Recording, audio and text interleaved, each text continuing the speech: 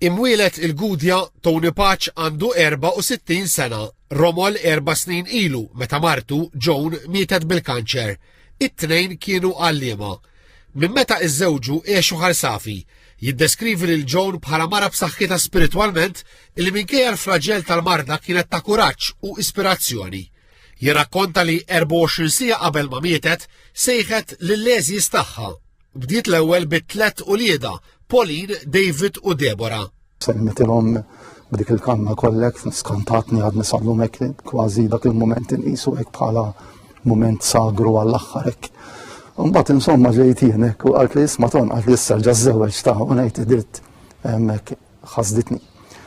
U ma tafx kif meta tinħassad qiesek u mbagħad tgħid xi ħaġa l-iktar biex tkun qed hekk insomma.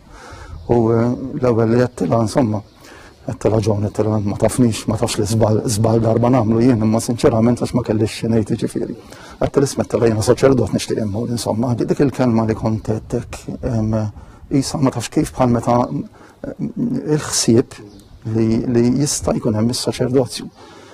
Naħseb ma ħallinix bikwiti. Iltqajna ma' Tony is-seminarju tal-Virtu. Jinsab fit-tieni sena tal-formazzjoni saċerdotali f'kors li fil-każ tiegħu huwa maħsub illi jtul 4 snin.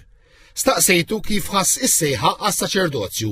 Jispjega illi ħalla marka kbira fih il-mużeum li kien membru attiv tiegħu sa meta kellu 24 sena. Qal li bl-istess mod kienet il-familja li la darba iżżewweġ iddedika ħilu għaliha u l-fatt li flimkien ma' martu Joan kienu impenjati f'ħafna xogħol volontarju fl-edukazzjoni li lim mill-iskola u fil-parroċċa ta' Ħalsafi fejn Tony kien imexxi l-kor. Isejjaħ bħala provvidenzjali l-kappillan ta' Ħalsafi, il-kanunku David Farrugia, illi miegħu tkellem dwar is-sejħa għas-saċerdozju.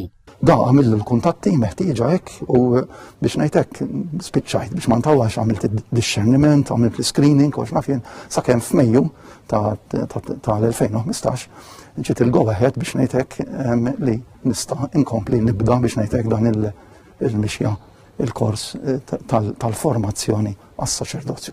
It-tlet u li żgħażagħ ta' Tony waslu biex jieħdu l-istat tagħhom. Ibnu jinsab ukoll fit-triq biex isir saċerdot, lesta innovizzjat fil-Filippini mas-Soċjetà Missjonarja ta' San Pawl. Iż-żewġ tfajliet jgħixu id-dar b'waħda tiżżewweġ ftit xhur oħra. Tony iħoss li uliedu aċċettaw l-għażla li għamel, anke għaliex kienu mdorrijin bil-ġenituri attivi mhux fil-familja biss. It-tfal naħseb rawa bħala tkomplija ta' dak li dejjem għamilna f'ħajjitna.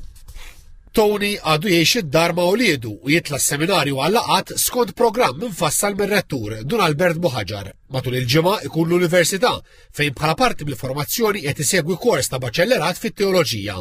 F'Ħalsafi għadu jgħin f'diversi ħidmiet fil-parroċċa.